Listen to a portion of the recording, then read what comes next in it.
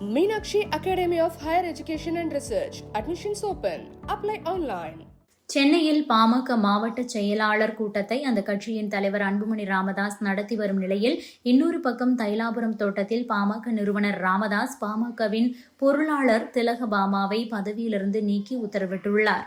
அந்த பதவிக்கு சையத் மன்சூர் என்பவரை நியமனம் செய்துள்ளார். இந்த நிலையில் ராமதாஸ் நியமனத்திற்கு எதிராக அன்புமணி ராமதாஸ் அறிக்கை வெளியிட்டுள்ளார். பாமகவில் நிறுவனர் ராமதாஸ் மற்றும் தலைவர் அன்புமணி இடையே உச்சக்கட்ட மோதல் வெடித்துள்ளது. நேற்று செய்தியாளர்களை சந்தித்து ராமதாஸ் பேசும்போது நாடாளுமன்ற தேர்தலில் பாஜக கூட்டணிக்கு செல்ல வேண்டும் என்று கால்களை பிடித்து அன்புமணியும் சௌமியாவும் கதறி எழுதார்கள். எனக்கு தெரியாமலேயே பாஜகவுடன் கூட்டணி அமைக்க சௌமியா பணிகளை செய்தார். தனது தாயையே பாட்டிலால் அடிக்க சென்றவர் அன்புமணி. அவருக்கு கொஞ்சமும் கூட தலைமை பண்பே இல்லை.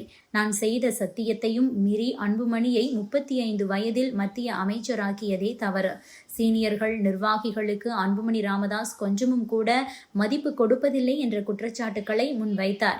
இந்த நிலையில் பாமக தலைவர் அன்புமணி ராமதாஸ் தலைமையில் சென்னை சோழிங்கநல்லூரில் பாமக மாவட்ட செயலாளர்கள் கூட்டம் நடத்தப்பட்டு வருகிறது. இந்த கூட்டத்தில் கட்சியின் பொருளாளர் திலகபாமா பங்கேற்றிருந்தார். அவருக்கு அன்புமணிக்கு அருகே இருக்கை போடப்பட்டிருந்தது. இந்த நிலையில் பாமக பொருளாளர் பதவியிலிருந்து திலகபாமா நீக்கப்படுவதாக ராமதாஸ் அறிவித்தார். அவருக்கு பதிலாக பாமக துணை தலைவராக செயல்பட்டு வந்த சையத் மன்சூர் என்பவரை பொருளாளராக நியமனம் செய்து உத்தரவிட்டார்.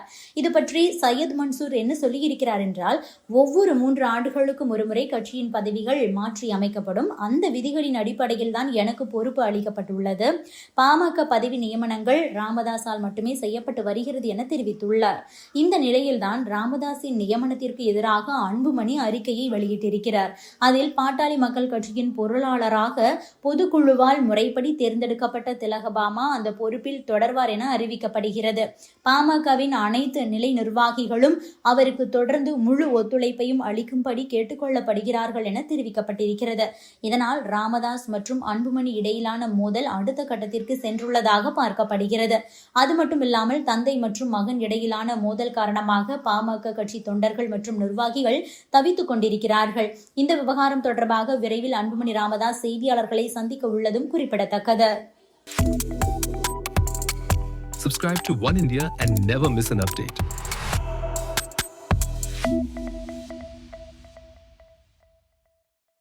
Meenakshi Academy of Higher Education and Research. Admissions open. Apply online.